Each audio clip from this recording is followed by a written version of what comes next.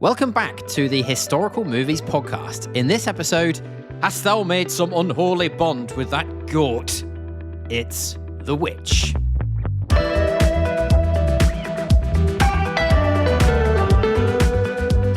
Bryce, finally a horror film we're doing for the first time on this podcast, and finally a film where the antagonist is a goat. I've been waiting. I didn't know I needed that in my life, but I've been waiting for that. You're a fan of Black Phillip?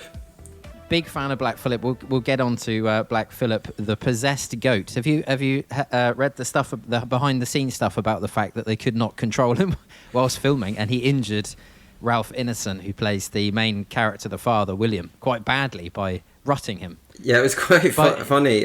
Charlie the goat. He's the actual Charlie actor. The goat, yeah.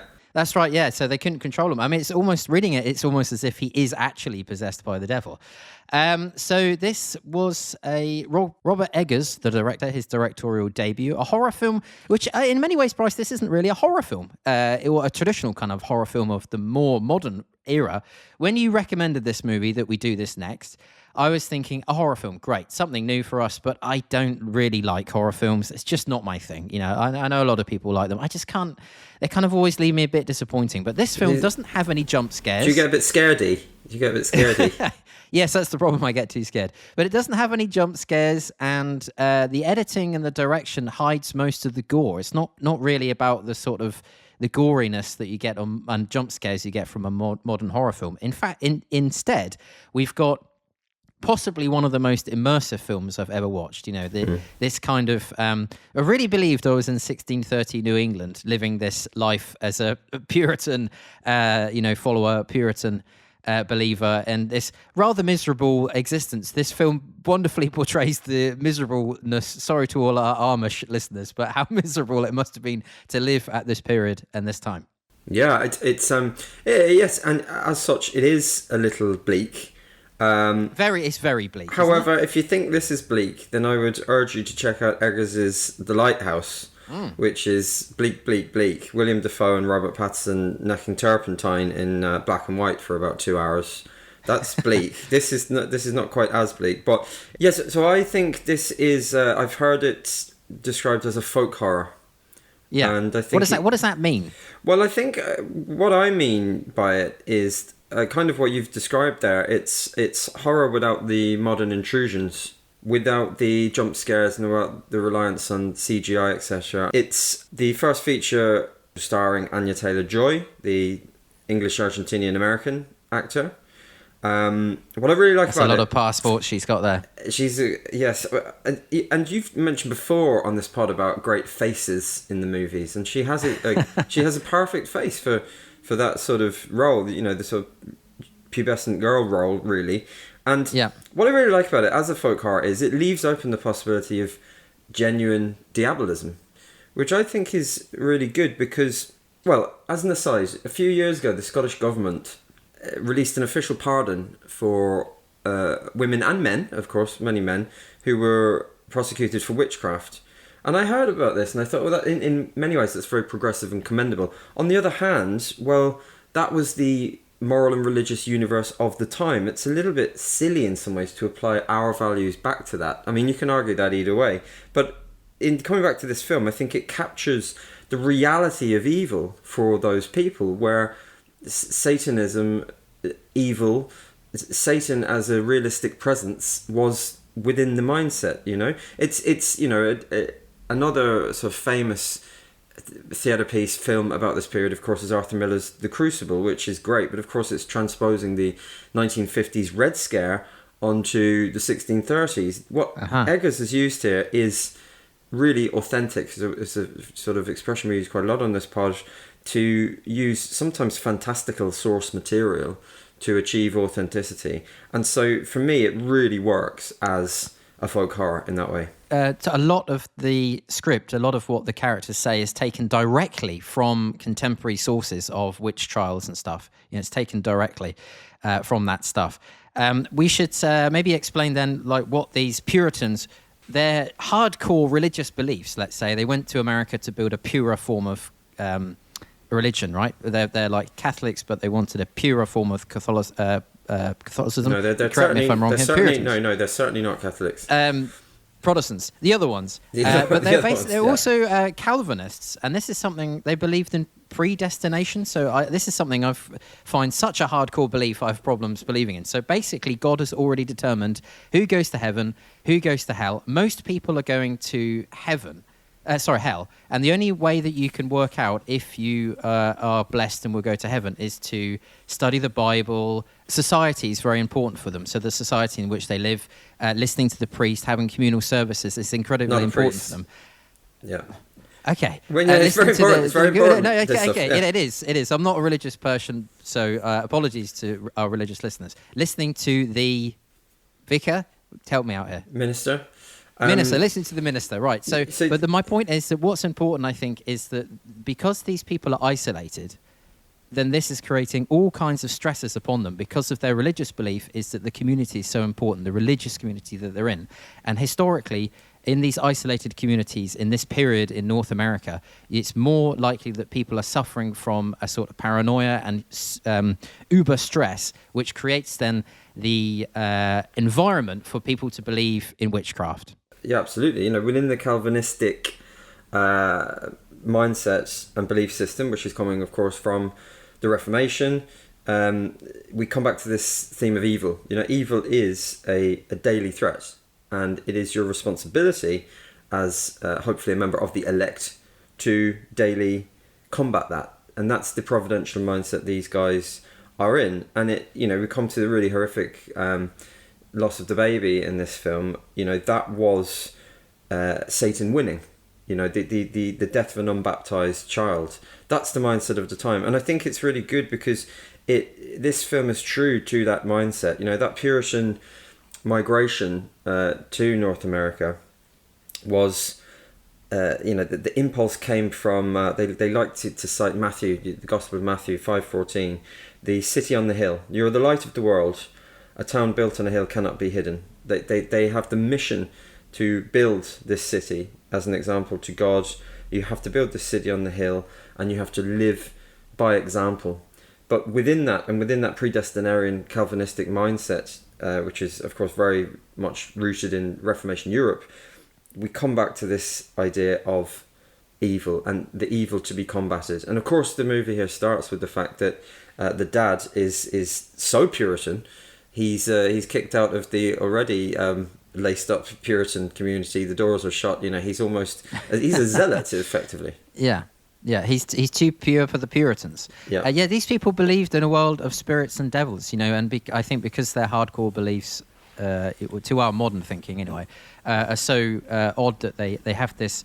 In many ways, this is the classic thing we always come back to on this podcast. Historical Hollywood movies always have to create one really good thing and one really bad thing. So you have a hero, and the contrast to the hero is this ridiculous villain that's in no way believable. And both sides are not really, the reality is much more grey. These people have a similar kind of thought to Hollywood producers, Bryce, of the last 100 years, that you have to, they live in a world of good and evil, and are basically having to deal with that.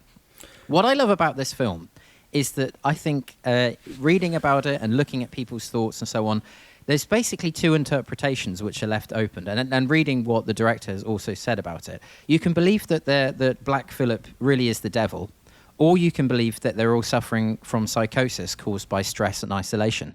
And both of those things are hinted at. I mean, obviously the literal reading is that Black Phillip is the devil. But for example, they go on about the corn, which could have been infected with, this ergot fungus, which causes, it's usually in rye, it's not usually in corn apparently, but when you eat that, it causes hallucinations, muscle spasms, seizures, paranoia, and that's the kind of stuff that may have been possibly responsible for the Salem witch trials, which came about 60 years after this.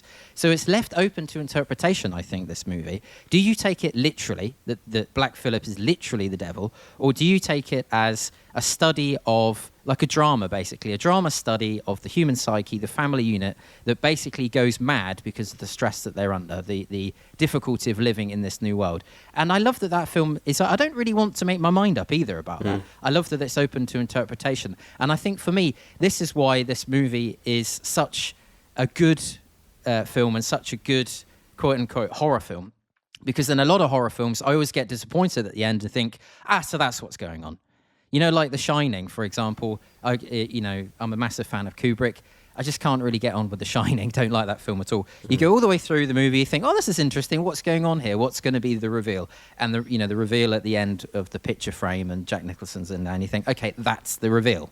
And it always feels it's a bit deflated that you know what the source of the horror is. And for me, it undermines the horror, because the horror is what you don't see. And this film is also brilliant at that, because most of the real gore you don't see. And that's way scarier, because your mind is always scarier than what is shown on screen. So that's why it worked for me. Yeah, I would agree, and I think you're right in the sense that it leaves the door open to how you want to take it, but it also, what's really good is it uses the source material of the time to recreate that tangible existence of evil for people in that period. It's like when you watch Shakespeare and ghosts appear, which to us may seem ridiculous, but for the people of that period, which is also this period broadly or a little bit later, that was a tangible reality. And I think it begs the question, doesn't it, why on earth, looking at it with our sensible, rational lenses, why on earth was there such a boom in witchcraft prosecution in this period in Europe and America? Now, there's one great book by a very renowned historian called Diarmaid MacCulloch about the Reformation. It's actually called Reformation. And his contention in that book, and I've read lots of different bits and pieces about this in prep for this pod, but MacCulloch's reasoned opinion is that there's a sort of newly confrontational attitude to witchcraft in this period amongst the intellectual elite. Everyone from even, so James I famously publishes a tract on witches and witchcraft. And he sort of asked, why is that? Well, of course, it's to do with the Reformation, and it's to do with our very serious Reformed Protestants. But it's also seen in Catholic countries as well. So it's also part of the Counter-Reformation. It's also coming from impulses within that sort of predate the Reformation, which is humanism, which you might find a little bit surprising that our, rational humanists are believers in witches, etc. So his sort of critical point here is that where witchcraft is prosecuted strongly is where you have a combination of popular demand and elite preoccupation. And illustrate... elite preoccupation for what? Elite preoccupation with witches, the notion of witches, combined with popular demand from the populace for the prosecution of witchcraft. So he says you have to have those two things coinciding. For example, that's why you don't have a witchcraft craze in Ireland, because in Ireland you have a big divide between the colonial rulers, the ruling class, and the ruled. And he says that's an example of why there's no witchcraft craze in Ireland, whereas you do get it in other parts of Europe, and of course in these small Puritan settlements, or commonwealths, we should call them really, in North America. You've got to have that combination of elite intellectual preoccupation with the notion of witches and the popular demand that witches be punished.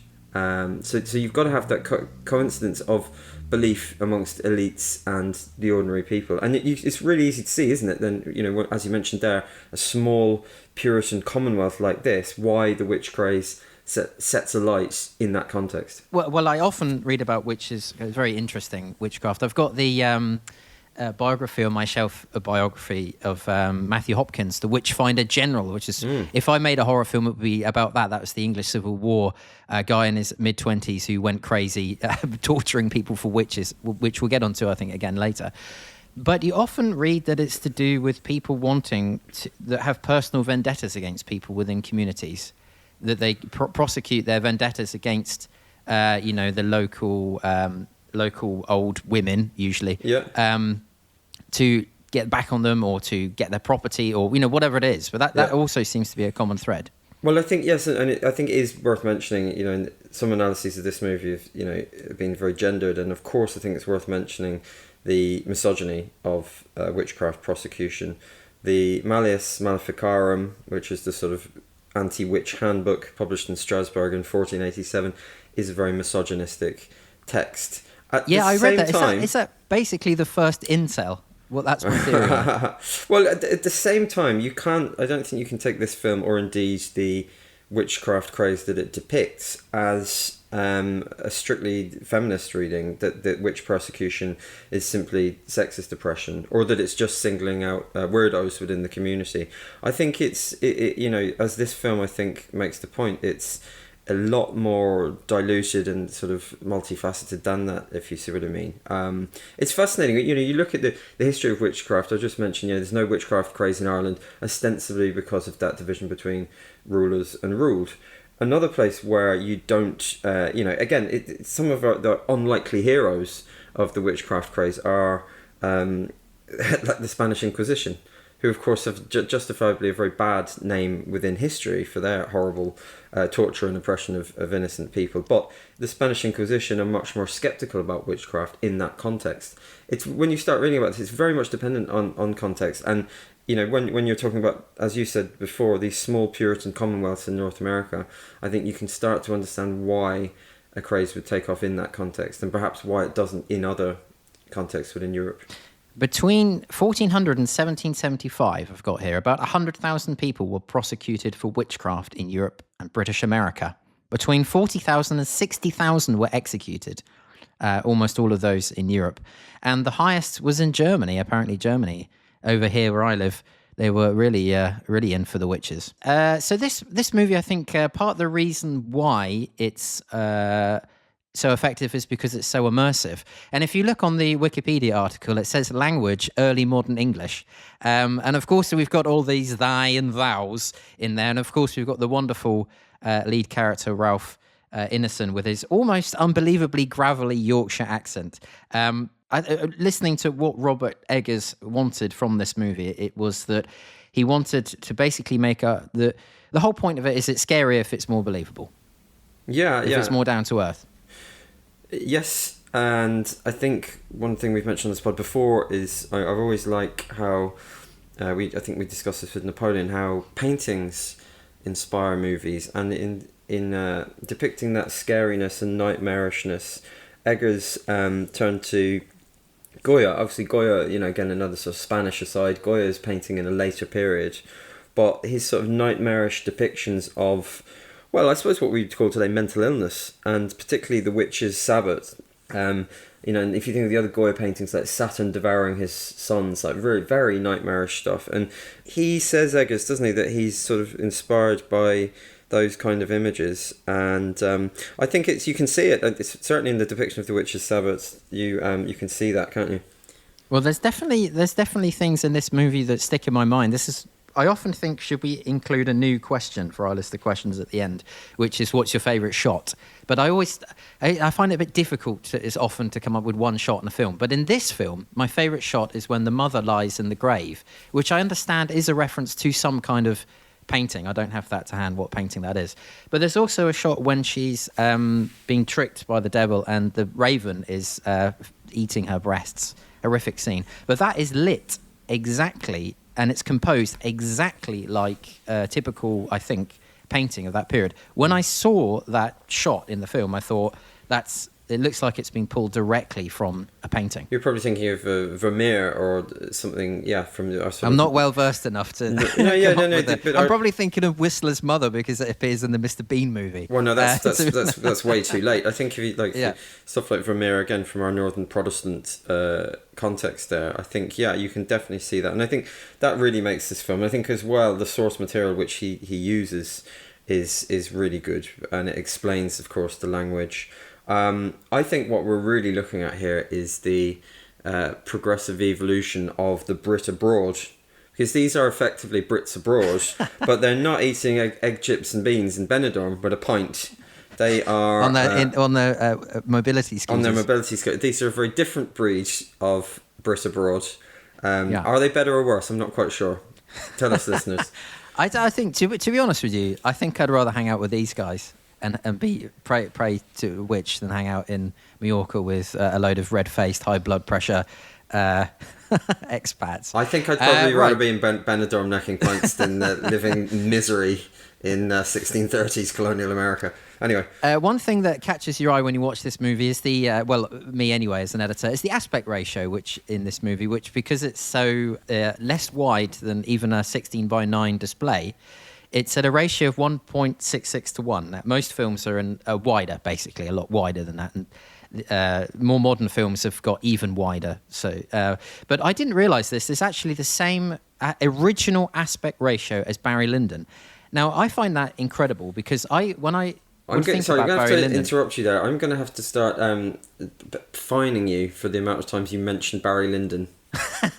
It's a great movie. We should do it on this podcast. I know that it doesn't call us fulfill the Barry Lyndon podcast. Barry Lyndon pod, or the Kubrick podcast, But I think any film basically that is lit mostly using natural light, like this movie. Yeah. You complained in the last episode, Bryce, about Last of the Mohicans. You couldn't see anything. Too dark. The first hour is too dark. Yeah. Okay. Well, in this movie, it's the same lighting and same aspect ratio, but the idea was that it creates more of a claustrophobic setting, which I think it does because it's narrower. If you've got that really wide aspect ratio, it kind of leaves a lot more space. And there's actually quite a striking, for my eyes anyway, quite a striking lack of wide shots in this. You know, if I'm thinking, okay, if I want to show isolation, I would use a lot of wide shots, you know, with people that you can see they're isolated because they're just a little speck in the frame.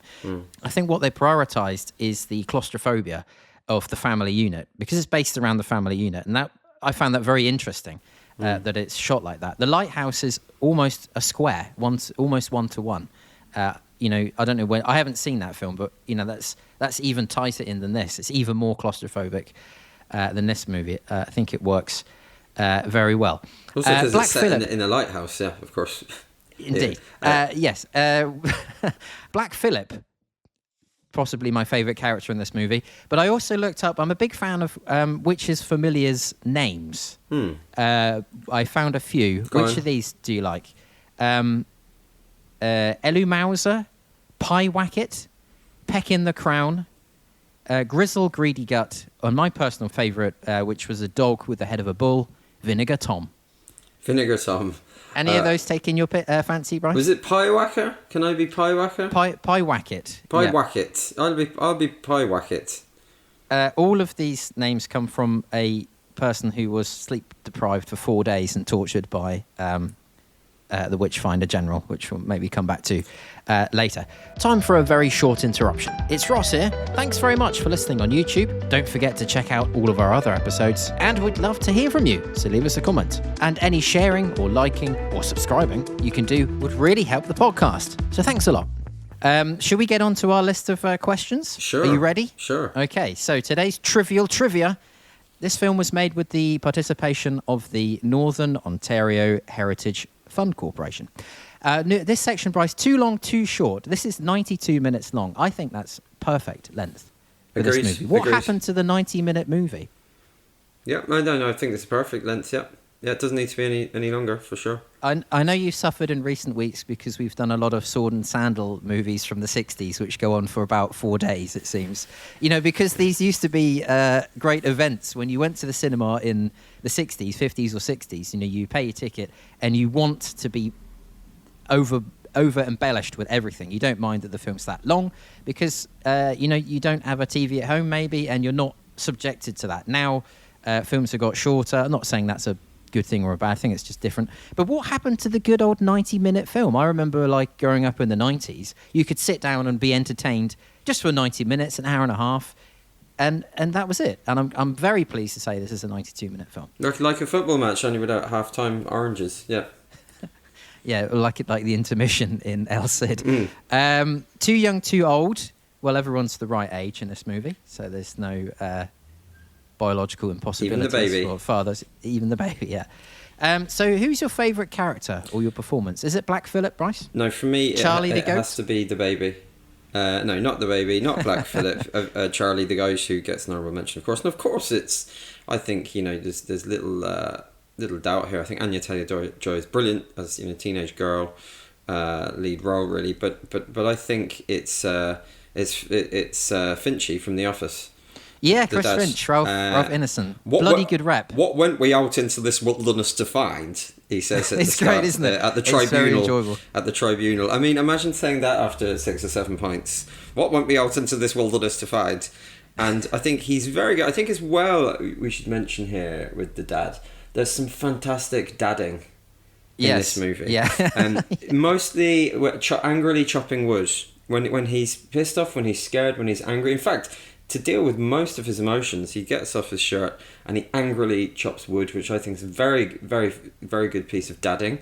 He's absolutely ripped in this movie. Yes, I also like in mentioning his dadding. I think all parents will identify with this one. I think when he loses his shit with the kids, I really like that. It just nails them into the barn. Yeah. Brilliant. I think I agree with you. I had him as my number one choice. I think he's absolutely brilliant in this film. Very good. And I've only really seen him, other than bit parts, as Chris Finch, bloody good rep. Finchy, reads a book a week in the office. So I also read that he helped direct Harvey Scrimshaw, who plays Caleb, because when Robert Eggers made this, he's relatively young and he didn't have kids. And Ralph Ineson runs some kind of kids workshop theatre thing. And so he helped out with a lot of that. So extra brownie points. But I don't think there's really a bad performance in this. I think Kate Dickie as Catherine is really good, the mother. And you get particularly irked by child actors, understandably. What did you think of there's one or two rocky patches, but all in all, pretty good? The only thing I don't like about this movie is we don't find out what happens to the couple of, I can only say this, couple of gobshites. The twins. The twins. Real pair of gobshites, if ever there were, and we don't.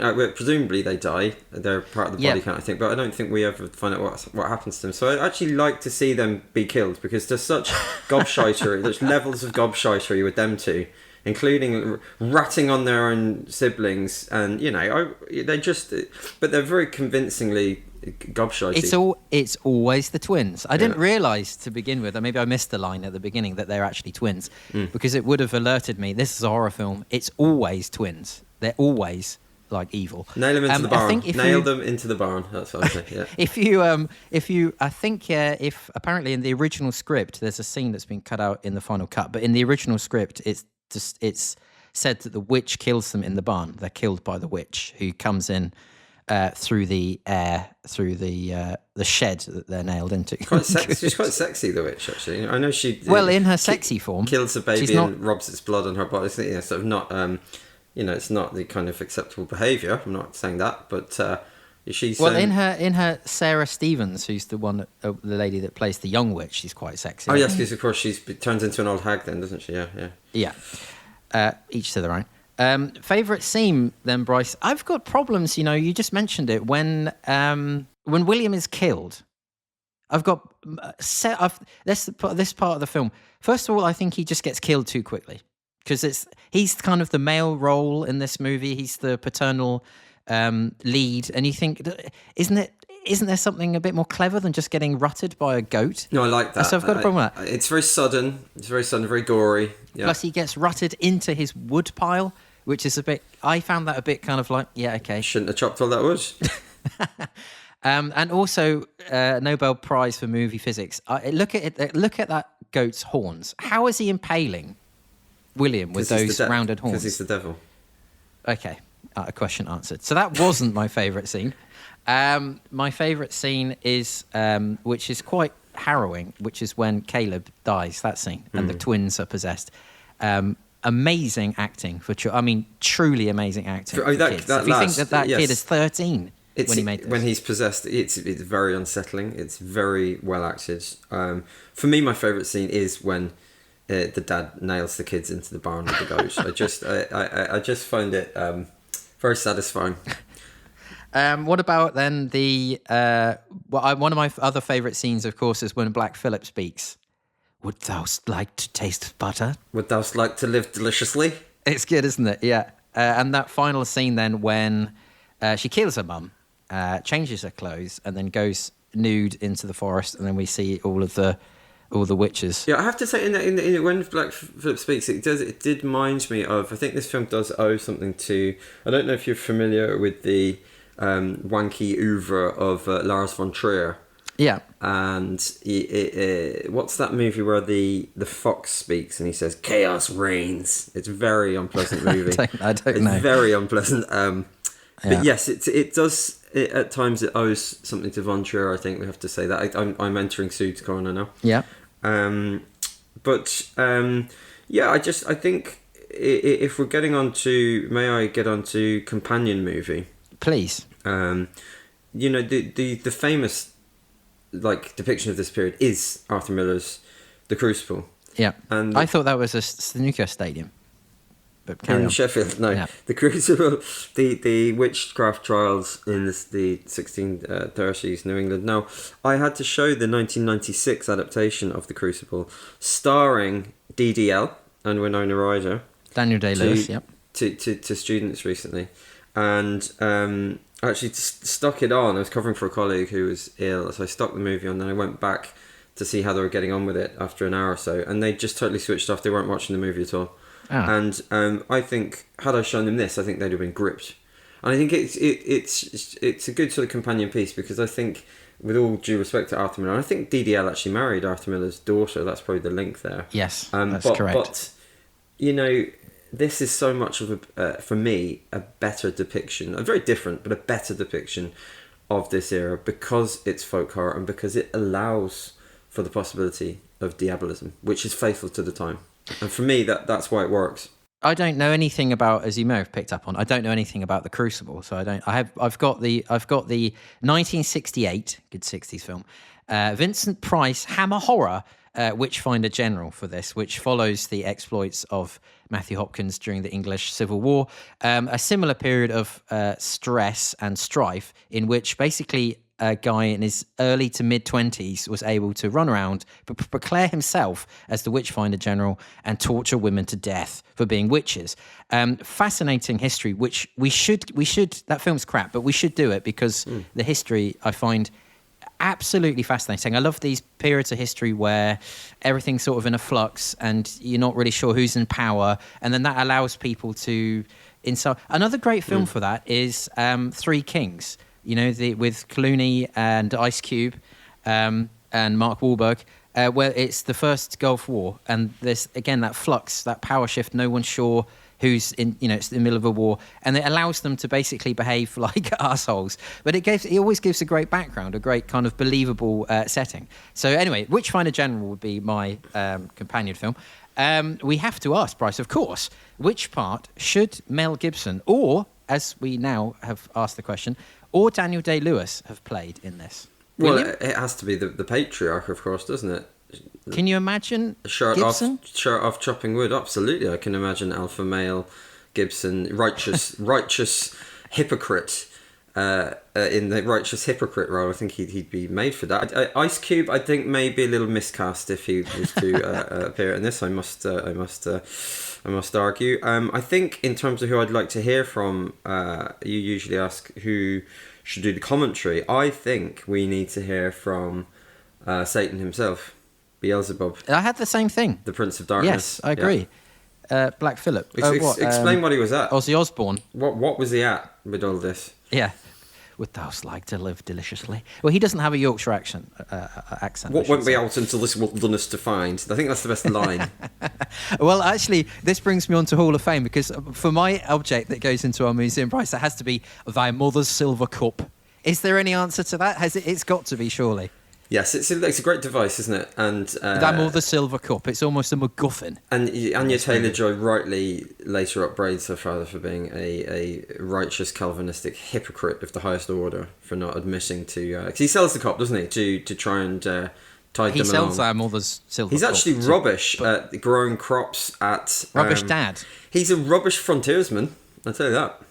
Yeah, well, in Natty Bumpu, a.k.a. Nathaniel Poe from Last of the Mohicans, surely would have done better. Yes, I think so, yeah. Romancing the frontier. Yes. What would happen in the sequel if there was one, Bryce? It's a good question. I hadn't really given it much thought, because it's such a complete movie. I really like this movie, so I haven't really given that much thought. What about yourself?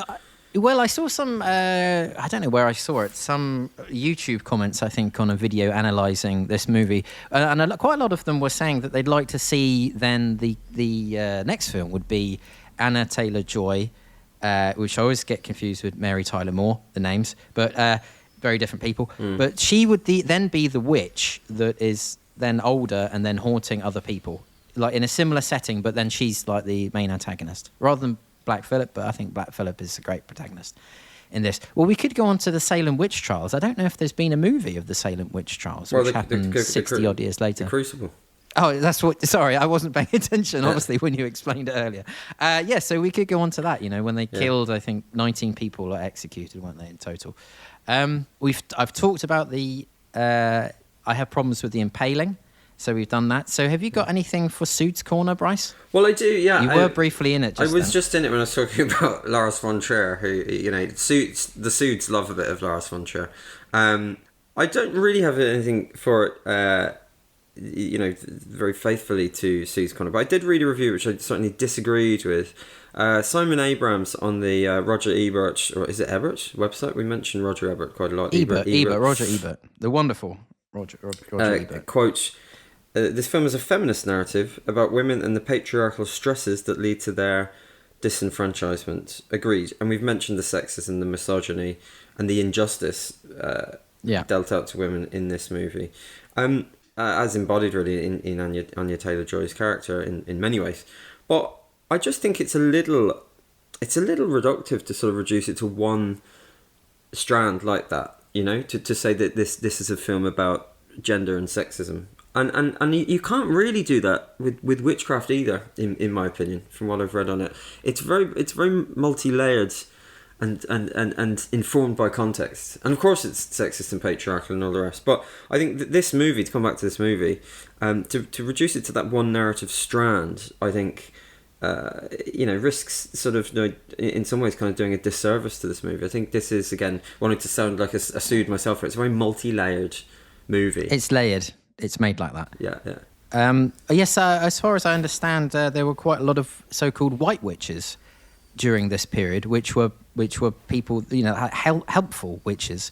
There were, the cornerstones of. So I realised I keep mispronouncing things. I think last week I was mispronouncing frontiersman. Anyway, the point is that these people were cornerstones of the society, and when you had an ailment or an illness, which you of course know modern medicine, then you would go to a white witch to try and help you find a cure, and that's just as important as the evil witches. They weren't all about satanic orgies, weren't all bad. Infanticide, incest, and cannibalism. Certainly, no, but it wouldn't make such an interesting film. For Pedant's Corner, Bryce, you mentioned your favourite scene is the father nailing the children into the barn. I think any parent can sympathise with that scene, Ross. Well, the nails holding the chicken house together have modern round heads. 17th century cut nails would have had rectangular heads. Do you know, Eggers... Did that not destroy your... Eggers was so close. Did that not destroy your fun? You were so close, Eggers, to having an authentic movie. So close. You know the bit where the father, William, fires that gun at her in the field? He fires the flintlock pistol, and it misfires. The rifle misfires. And that's obviously, there's... you can read that a couple of ways. Is it unfortunate? Rubbish frontiersman again. Rubbish frontiersman. Is it just unlucky? Is there some, I don't know, impotence analogy there? I don't know. But actually, we've misunderstood that, because I read a comment that on YouTube again, William had too much powder in the pan. It was a common thing with matchlock flintlock rifles. You'd have the bulk of the powder charge in the barrel with the wad and ball atop. The last portion of the charge would go into the pan, which was connected to the chamber through a small bore. So the idea was that the flint or match would strike the pan, igniting the powder there, which would go into the chamber and fire the ball. If you put too large a powder charge in, though, you'd get a flash. I mean, I could go on. I think this person's missed the point of the scene. Yeah. Okay. Thought that was a good one, though. It goes on for a very considerable amount of time, that quote. Then pretty much, dear brother, we come to marks out of 10. What did you think of this movie?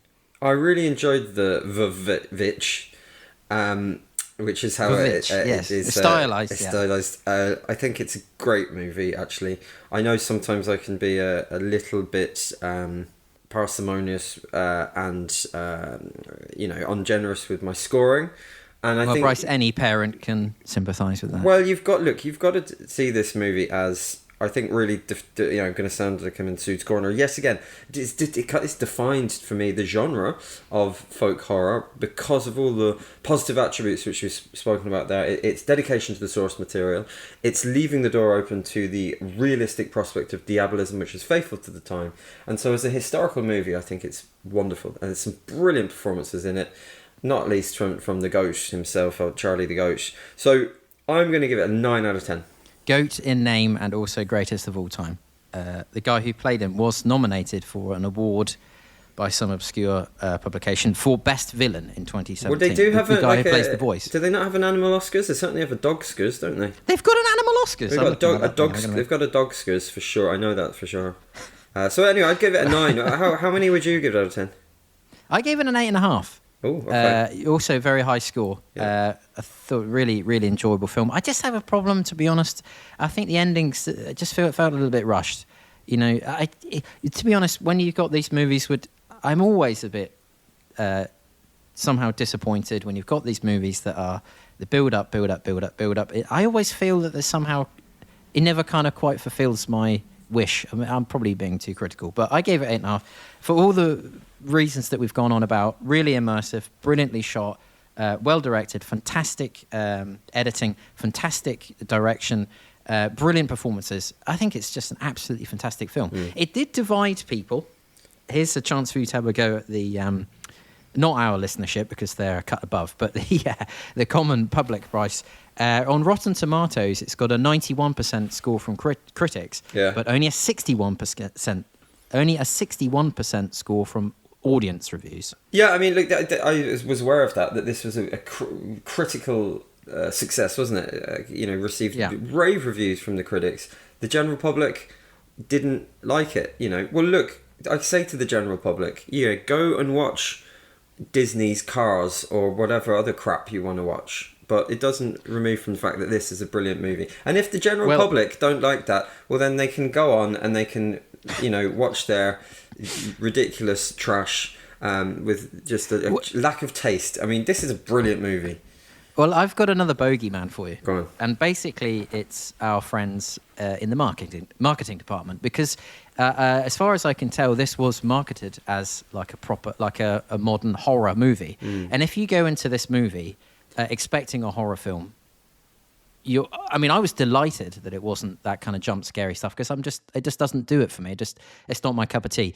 But I can imagine that a lot of people, that this was mismarketed, and a lot of people went into the cinema and were surprised at what they got, which is basically a family drama about people who go mad or are suffering from witchcraft. And so I can well understand that that's maybe part of the reason why some people didn't get on with it, or didn't understand it. In some ways, just to leap back into Sue's corner, it actually reminded me as well of another brilliant horror movie, which is from the 70s, Donald Sutherland, Don't Look Now, which again is a psychological horror all about a couple dealing with the death of a child. These, in my opinion, these psychological horrors are a lot more effective that, as you said before, than your sort of overdone, overbaked, jump scare kind of gory stuff. So it works on every level for me. 9, and you know what? I should actually have given it a 10. This is the best historical movie. Oh, you're going to revise? You could give it a 9.5 if you want. Can I have? Is it as good as The New World? No, that's The New World is peerless. I'm going to give it a 9.5 if I may. So okay, you've upgraded it. You've talked yourself into a 9.5. I've talked myself into it. Yeah. Sorry, but my epistemological faux pas earlier, confusing Catholics with Protestants. It's quite a big one. Do you remember? Yeah. Do you remember? Because this kind of stuff in maybe more modern setting, I'm thinking of The Exorcist, for example. Yeah. Is in modern horror films, I associate that a lot more with Catholicism. This kind of belief in demons, angels and demons. And I just wanted to come back to.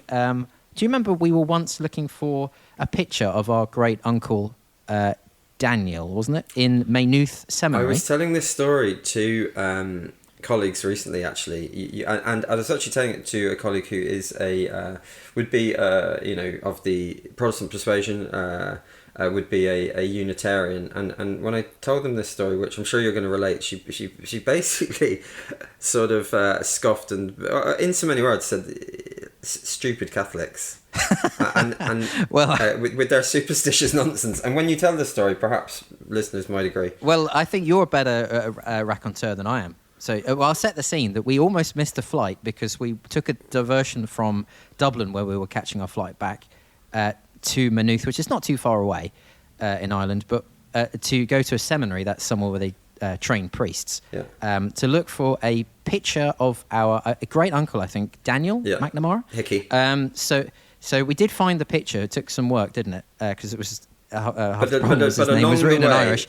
Along the way, but along the way, please go on. Yeah, much like an episode of Scooby-Doo, the janitor pointed out to us a room that had been, if memory serves, it was actually boarded up. Yeah, it's like a wing of a building because was boarded up. Beelzebub himself had allegedly appeared in that room, and he, I think, was it the story he'd made a young seminarian jump out the window to his death. I think that was the story. Yeah, weren't they gambling or something? And then he jumped out the.